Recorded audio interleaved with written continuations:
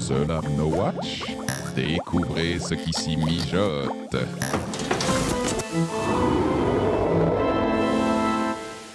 Cette diffusion pour baladeurs vous est présentée avec la participation de la boutique No Watch. Si tu souhaites soutenir la Guicheroom et les deux beaux gosses, rends-toi donc sur le site nowatch.net et découvre les nombreux t-shirts et autres goodies. Envoyez donc.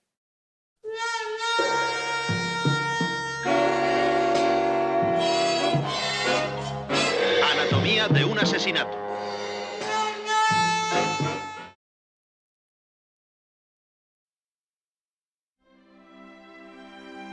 My dear Frodo, you asked me once if I had told you everything there was to know about my adventures. Well, I can honestly say I have told you the truth. I may not have told you all of it. Bilbo Baggins. I'm looking for someone to share in an adventure. I can't just go running off into the blue. I am a Baggins. Wait! Of Bag End. Bilbo, allow me to introduce Fili, Kili, Oin, Loin, Darlin, Balin, Biffa, Boffa, Bomba, Dory, Ori, and the leader of our company, Thorin Oakenshield. Far over the misty mountains cold, to dungeons deep and caverns old, the pines were roaring on the height, the winds were moaning in the night, the fire was red, it flaming spread, the trees like torches blazed with light. I cannot guarantee his safety, Understood. nor will I be responsible for his fate.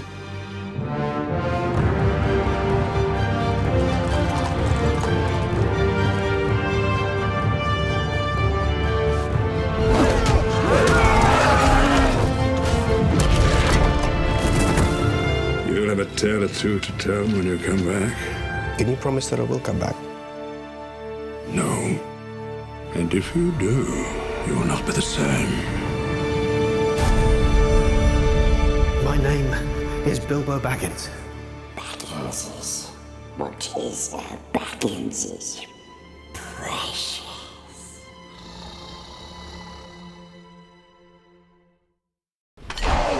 Bienvenue dans la Guicheroom. Bilbo the Hobbit de Peter Jackson. Enfin, la voici aussi. Ça fait partie de toutes ces aguiches de Noël formidables qu'on a eues. Ouais, il y en a 3 à la suite. Entre Festival, feu d'artifice. Dark Knight Rises, Prometheus et Bilbo. Quoi Prometheus. Ah oui, j'ai compris Prometheus. Ah ouais. Et attention, t'as mis un D à la place du T. Production très compliquée, on en reparlera en revoyant la guiche ensemble, qui a finalement démarré. Ils ont commencé il y a très peu de temps d'ailleurs le tournage en extérieur après avoir fait quasiment toutes les scènes en intérieur. Film de Peter Jackson en 2 parties. La première qui sort le 12 décembre, quasiment dans un an, enfin dans un peu moins, 14 décembre 2012, c'est la guiche qu'on vient de voir, c'est Bilbo, The Hobbit, An Unexpected Journey. Un voyage inattendu. In French. Et la deuxième partie, un an plus tard, annoncée en décembre 2013, The Hobbit, There and Back Again. Là, et encore une fois, dans le cul à de nouveau. retour, et dans le cul ta mère. Ouais. Pardon. On va pas trop parler de Tolkien. Non, ni de Bilbo d'ailleurs. Voilà, et on vous dit à la semaine prochaine. Bonsoir. C'est bon ça. Anatomía de un asesinato. Bon. Non. En plus, on n'est pas d'accord pour une fois, parce que monsieur n'aime pas les nains. Attends, on a des nains qui nous regardent. J'aime les nains. Ne me faites pas dire ce que je n'ai pas dit. J'aime Joséphine, j'aime tous ces gens, j'aime Passepartout, tout ça. Les Hobbits, j'ai un problème. Voilà, c'est tout. J'ai un problème avec les Hobbits. Tu vas nous expliquer. Tu vas t'allonger, tu vas nous C'est expliquer. tout. C'est tout. Les Hobbits m'agacent, ils me crispent. C'est J'ai envie évidemment d'en prendre l'un pour taper sur l'autre. adapté du roman de Tolkien, qui est celui-ci paru beaucoup plus tôt que Le Seigneur des Anneaux. C'était en 1937. Alors, moi, Christophe opine du chef encore. Ouais, alors j'ai lu The Hobbit après avoir lu Le Seigneur des Anneaux, mais je n'ai jamais relu The Hobbit. Contrairement au Seigneur des Anneaux que j'ai lu plusieurs fois, facilement 3 fois. Et je me souviens assez mal en fait Enfin, je connais l'histoire de The Hobbit, mais je me souviens assez mal du livre. Donc juste pour ceux qui sont nuls en Seigneur des Anneaux, Hobbit, mes couilles, tout ça, Tolkien, l'histoire c'est comme un... Enfin, ce film va être un préquel au Seigneur des Anneaux en fait. C'est un peu ça. Oui, ça raconte ce qui s'est passé bien avant, avant le Seigneur des Anneaux. Ça raconte l'histoire de Bilbo, de comment il a trouvé l'anneau, la rencontre avec Gandalf. En fait, il va aider une troupe de 12 nains. Alors, je ne vais pas vous citer les noms parce que Thorin, Balin, Bifur, Bofur, Borun. Alors, il y a une scène un peu amusante dans la guiche avec ça. Ouais. Voilà, ils vont essayer de défaire le dragon Smaug qui vit sous le mont solitaire. Donc, c'est, comme le dit le nom, un unexpected journée puisque Gandalf va proposer à Bilbo, un jeune hobbit, enfin un jeune, ils sont assez vieux en fait, même s'ils ont l'air jeunes, de participer à nuit l'aventure. d'amour. Non. Je sais pas. Gandalf, le vieux dégueulasse, va proposer à Bilbo de lui révéler les secrets. Donc voilà, de la nuit. on prend les mêmes, on recommence, même réalisateur, mêmes acteurs. Non, c'est pas vrai, il y en a des nouveaux, notamment pour le rôle de Bilbo, parce que j'ai oublié son nom. Oh putain, je vais vous le retrouver. Si, c'est Sherlock Holmes. Qu'est-ce qu'on n'est pas bon, Qu'est-ce qu'on n'est pas bon. Mais non, oui, bah alors. Qu'est-ce qu'on n'est pas bon. Je l'ai plus. Martin Freeman dans le rôle de... Voilà. Qui jouait Watson dans la série Sherlock Holmes. Excellent Watson. Voilà, on y va et puis écoute, je parlerai un peu de tout ce qui s'est passé. Mais on retrouve Elijah Wood dans le truc ou pas? Oui. Ouais, alors on le voit dans la guiche et alors je pense qu'on le retrouve au début du film parce qu'en fait c'est un gros flashback où Elijah Wood, je sais pas à quel moment ça se passe par rapport au Seigneur des Anneaux, va voir Bilbo et Bilbo lui dit qu'on voit dans la guiche. Dans le cul la balayette. C'est extrêmement décevant. Je t'ai raconté tout ce qui s'est passé. Comment j'ai trouvé l'anneau, mais je ne t'ai peut-être pas tout dit. Tout dit. Voilà. Paf, vas-y. Voilà. Je suis désolé, mais je n'ai pas grand-chose à dire sur cet univers. Moi, je revois, c'est ce que je disais, ce que j'ai déjà tweeté, c'est que en voyant cette aguiche, j'ai l'impression de voir.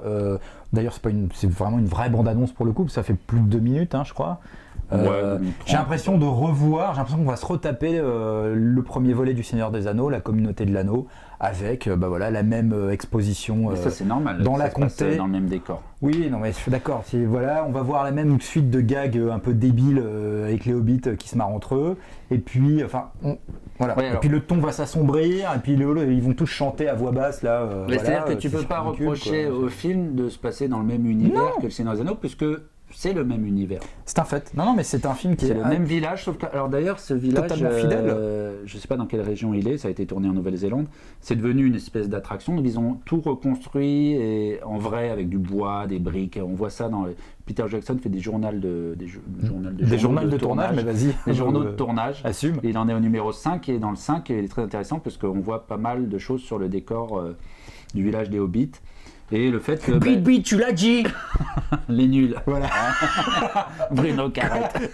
Tu l'as pas vu venir. Et l'autre Christophe, il comprend pas. Donc là, on voit Elijah Wood. D'ailleurs, on voit dans le journal de tournage numéro 5, on voit Elijah Wood qui revient au village et qui est très ému, 10 ans après, de retrouver ce décor.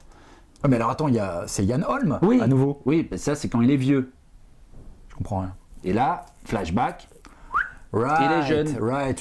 Oui, bah ça va. T'as compris Putain. En plus, il te fait... je ne tolère pas que derrière la technique se foute de ma gueule en permanence parce que je ne connais pas totalement les us et coutumes de ce truc à la con. Il pense aux gens comme toi qui n'aiment pas ou qui connaissent pas. Et toi, il nous fait un petit fondu enchaîné avec un volet de transition. Ouais. Ça me donne envie de le voir. Donc logiquement, si t'es pas trop con, tu devrais comprendre que c'est le même personnage. Attention, le ton que tu prends avec moi là. Attention. Gandalf. Bon, en même certes, pas trop de surprise à revoir tous ces personnages. Certes, on revoit le village, le côté un peu fun, mais les hobbits sont comme ça aussi. Ce côté, ils amènent un peu l'humour. C'est des ploucs les hobbits. Non. Bit, je l'ai dit. Oui, tu l'as déjà fait. Alors là, on a la présentation de la troupe de nains, des 12 nains. Il y a un truc... dis-moi, c'est pas... comment il s'appelle Non, c'est pas Astérix et Obélix. Non. Parce que moi aussi, j'ai cru. Non, mais quand même, il y a une distribution de malades mentales, quand même. Ça, faut reconnaître. Il y a Evangeline Lilly, il y a Kate Blanchett qui revient. Bon, hein, voilà, c'est tout. C'est tout en fait. Voilà. Moi, il y a un truc que je me disais sur les nains, c'est que pour une fois, alors c'est pas des acteurs, des vrais nains, c'est des adultes, hein, c'est comment il fait. Ouais. Il triche. Ouais, il joue avec les perspectives, ou alors il les raccourcit numériquement. Ou ils sont sur un pied, enfin bon, Voilà. il arrive à jouer là-dessus. Mais je trouve qu'il a quand même fait, et puis on voit beaucoup sur les photos de tournage, le souci du détail, encore une fois, sur les décors, les costumes, les armes, un souci du détail extrêmement poussé, qui se retrouve vachement dans les nains. Et je trouve que les nains, ils sont super crédibles, ça c'est le leader. Ils sont extrêmement crédibles, mais ils n'ont pas ce côté nain un peu de foire comme il y avait dans Willow, tu vois. Je vois. Donc voilà, on a passé un peu le côté fun, on passe au côté plus sérieux de la guiche. Les hobbits, c'est pas des nains, hein, soit dit en passant. Non, c'est pas des nains. C'est une autre race. Ça. Ah oui, non, mais ça, eux, c'est des nains. Enfin, ah non, lui, c'est pas un nain. Si, il fait partie. Bah non, il est grand. Et non, enfin là, tu. Ah non. ouais. Enfin, je sais pas. Les hobbits sont plus petits que les nains. Les hobbits. Alors lui, regarde, tu peux en mettre derrière. Alors on reviendra sur ce débat passionnant. Christophe nous dit les hobbits sont plus petits. Voilà. Alors lui, il a une troisième oreille qui lui a poussé là, une espèce d'excroissance, un truc qui part un peu. C'est ça que tu voulais dire. Si t'as rien à dire, tu te tais. Arrête de critiquer. Alors, je raconte quand même un peu parce que ça a été très compliqué. À la base, ça devait pas être Peter Jackson. Ouais, il y a des escaliers comme dans Batman.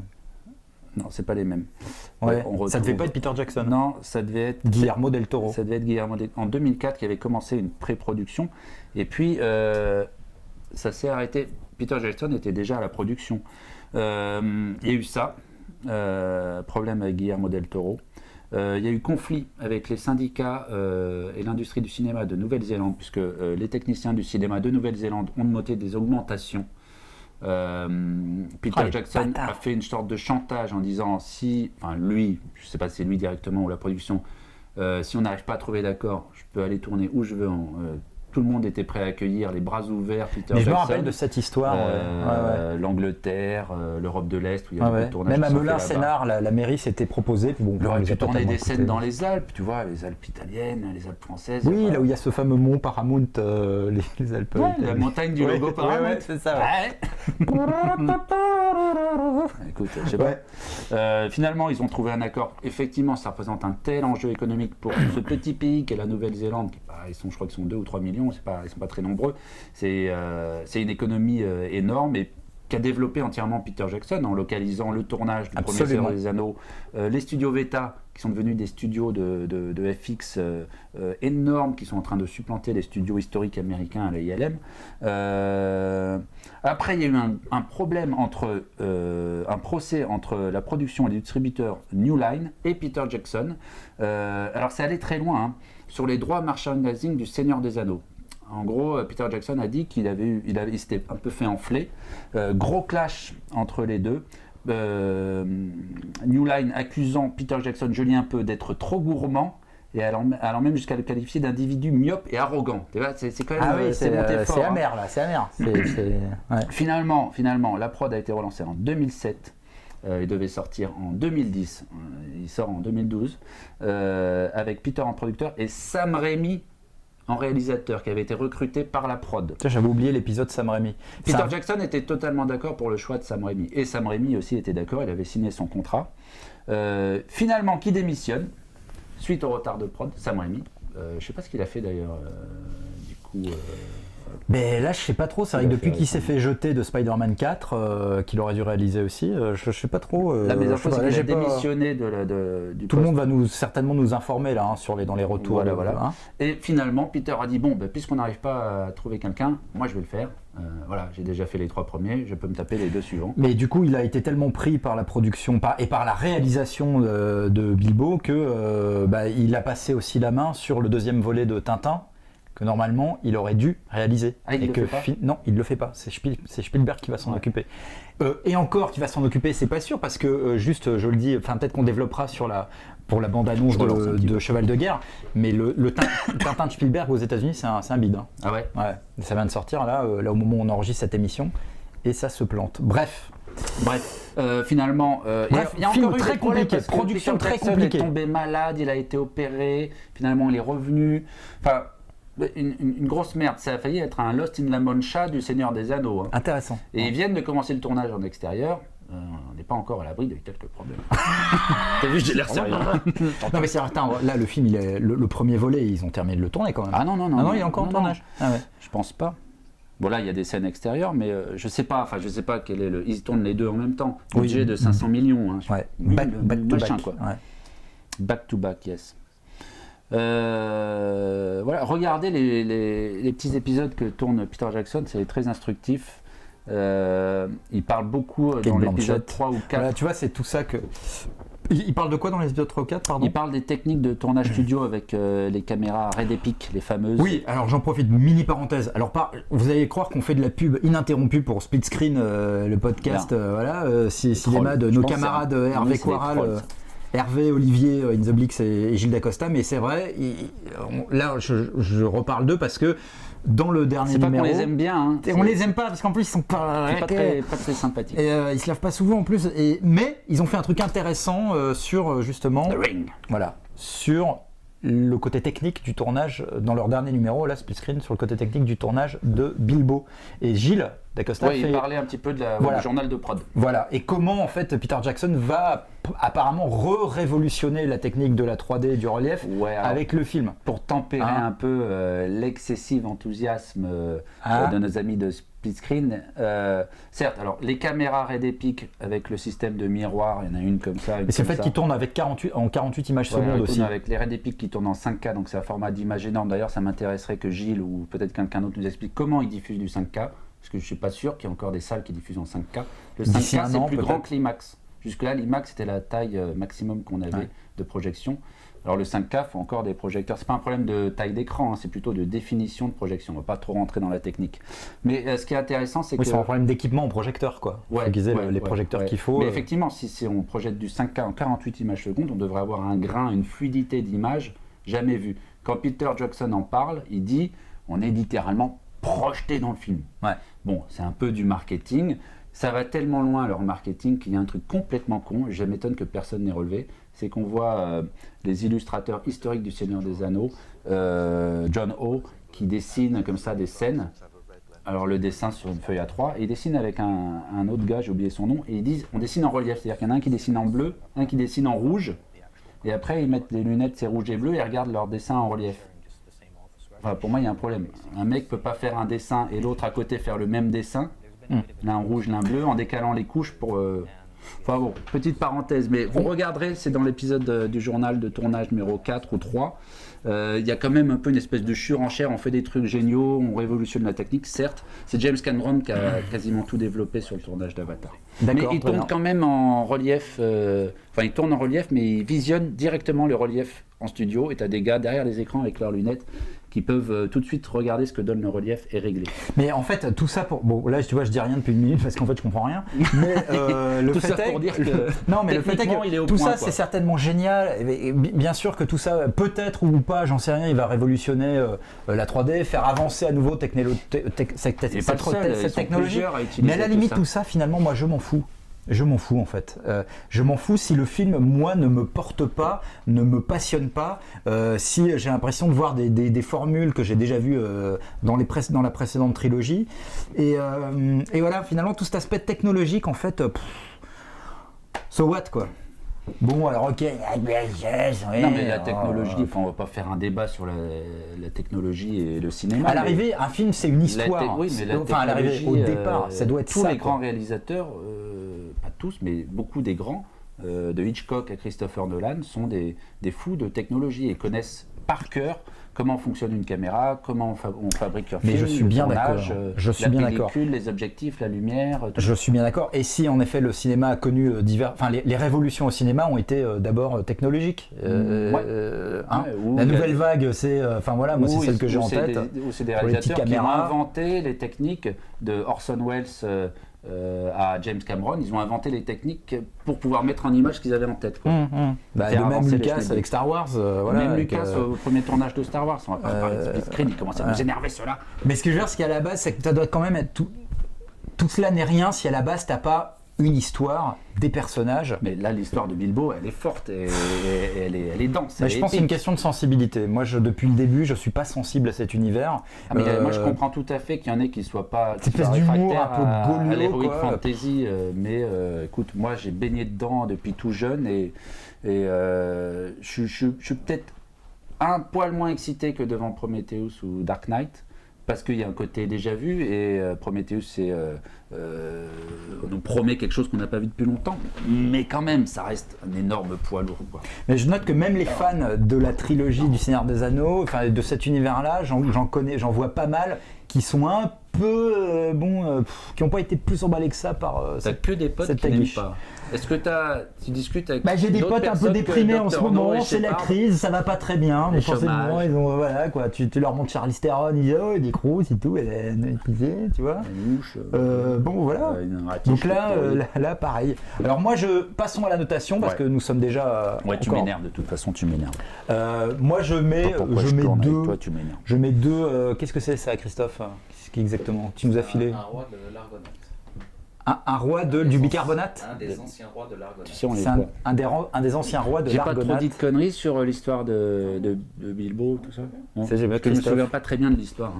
La force tranquille, Christophe. Non. Et puis dès qu'on aura fini de tourner, il va me balancer des trucs à la gueule. Trop con. Tu te rends compte de ce que t'as dit, putain? Moi je mets deux rois du bicarbonate. Voilà. Tu es vraiment. Moi j'en mets deux et franchement voilà. Et j'irai le voir, hein, j'en suis sûr. Et puis j'exclus pas d'être pourquoi pas agréablement surpris quoi. Ah, il fait ça. Stop. You shall not pass. C'est ça. Donc t'en mets combien toi? Oh bah moi j'en mets 4 hein. J'en mets pas 5. Quel fou. Mais oui, non mais arrête, attends, là on a c'est un diamant brut quoi. Eh ben à vous de nous dire ce que vous inspire cet aguichelot. Moi je dis Hugo le bibit ça va quoi, on va bien rigoler. Toi tu dis tu l'attends à donf. Bit, tu l'as dit. Bit, tu l'as dit. Et voilà, ça quand on dit bit, tu l'as dit, c'est un private joke, hein. Les nuls, tout ça, ceux qui Nos carrettes. voilà, pour nos carrettes. C'est plus, c'était dans quoi tu disais bit, tu l'as dit, c'était dans les nuls, c'est le ni bit ni couille. Ah oui, c'est ça. Bit, tu l'as dit, bit, tu l'as dit. C'est très drôle. Voilà.